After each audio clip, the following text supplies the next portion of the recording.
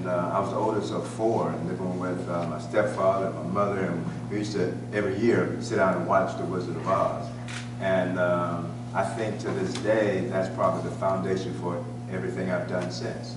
I think every story is sort of centered around The Wizard of Oz, you know, love, courage, home, all that stuff, you know. So then when The Wiz came on the scene and then made it more specific for my culture, then that broadened the scope and impact of The Wizard of Oz. So to get a chance to work with this team, it is crazy. You know, you put Stephen Orimas with Harvey Mason Jr., I mean, if that's not America, then I don't know what is. And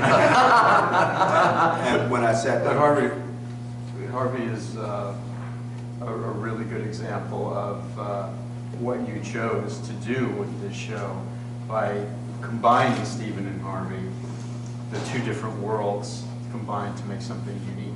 Oh yeah, it's crazy. I mean, to sit down with that other Harvey, which was love at first sight, to sit down and do this story, because questions that we had, like, who is Auntie M and who is the uncle, like, why? Let's give it a context. And there's so many, especially kids of color who live in foster home, or they were their uncles, or who were their aunts, or raised by their grandmother. It's like, you know what? Home is just where the love is. So I think we all have gotten together to drive that home, specifically from an African American point of view, but to make sure that it has a universal appeal for all of us. And we're having a good time. Did you tell them you were wearing the silver